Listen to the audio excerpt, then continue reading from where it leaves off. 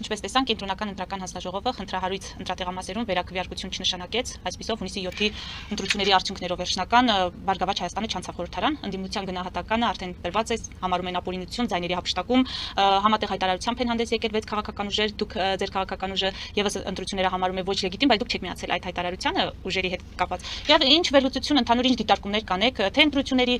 օրվա հետ կապված եւ թե նոր ձևավորված խորհրդարանի հետ կապված։ Նախ սկսենք այնտեղից, որ ժողովրդին կեղծ ընտրանք առաջարկելով Հայաստանի Հանրապետության իշխանություններին հաջողվեց ալեգորիկ կերպով ասենք, որ մարդիկ մարդկաց պարզ լինի, Գոստումայի մանրակերտը դնել Երևանյան մասնաճյուղը բացել Երևանում։ Այսինքն հաշվի չառնվեցին որևէ կերպ հայ ժողովրդի արևմտյան դիրքորոշումները եւ իշարս սրան Հայաստանի ներկայիս իշխանություններին կամ անցյալ իշխանություններին, որոնք որ փորձում են վերարտադրվել արբանյակ եւ ծածկահարույց սատարող ուժերի կողմից,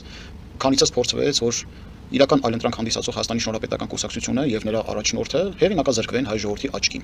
Եվ այդ դրսերում ծավալած տարբեր կալիբրի, մանրախնդիր եւ փոքրոքի ռեագենտները, որոնք որ գործում են Հայաստանի Հանրապետության շահերին դեմ, փորձեցին զրկել հայ ժողովրդին ընտրանքից, առաջարկելով կեղծ ընտրանքներ, որոնք որ իրենք էլ իրենց քաղաքական հայտարարությունների մեջ քանիցս ասել են, որ չեն պատրաստվում գնալ ի հեճուկս Նիկոլ Փաշինյանի կառավարության եւ որոշումների եւ հարկ եղած դեպքում մասը կդառնան նրանց քաղաքական որոշումների եւ նրանց օժանդակությունը կբերեն վերարտադրման գործընթացում։ Սա նկատի ունենալով ես ուզում եմ ասել, որ սիրելի ժողովուրդ, դուք մանիպուլացվել եք, թե դրսի այդ ռեագենտների կողմից, որոնք հակապետական եւ հակահայ քարոզչությամբ զբաղված կեղծ ընտրանքներ առաջարկեցին ձեզ, հերյուրանքներ տարածելով Հայաստանի Շնորհապետական կուսակցության եւ նրա նախագահի վերաբերյալ, թե ներկայիս իշխանությունների եւ այդ ռուսամետ ընդդիմության կողմից, որոնք որ ստեղծեցին մի դաշտ, որտեղ ծվեն են անելու Հայաստանի Հանրապետության ազգային թիվ 1 քաղաքական ինստիտուտի մասնաբաժինները եւ որևէ կերպ չտանեն Հայաստանի Հանրապետությունը, այլ թողնեն ռուսական ճիրաններում, ռուսական ազդեցության գոտում եւ ռազմաքաղաքական եւ տնտեսական դաշինքներում։ Այն ինչ որ դուք տեսաք։ Եվ Հայաստանի Շնորհապետական կուսակցությունը առաջիններից մեկն էր, եթե ոչ առաջինը, որ ընտրություններից հետո որակեց Հայաստանի Հանրապետությունում տեղի ունեցած 2026 թվականի հունիսի 7-ի խորհրդարանական ընտրությունները որպես ոչ լեգիտիմ։ Եվ մենք ասացինք ընտրություններն են ոչ լեգիտիմ, ոչ թե քվեարկության որտեղ քվեարկության փաստը ըստ էության վերջին ամփոփիչ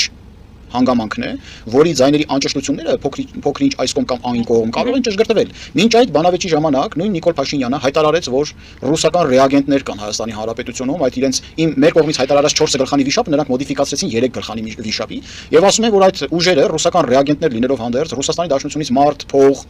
ներմուծելով փորձեցին մանիպուլյացիաների ենթարկել։ Եղբայր հակընդդեմ հարց ձեզ, ինչու գրանցեցիք այդ ուժերին։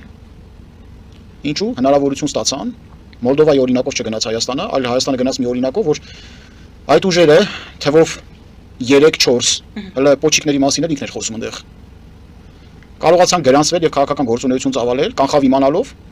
որ Հայաստանի Հանրապետության ռազմական շահերին դեմ գնացող օտարպետություն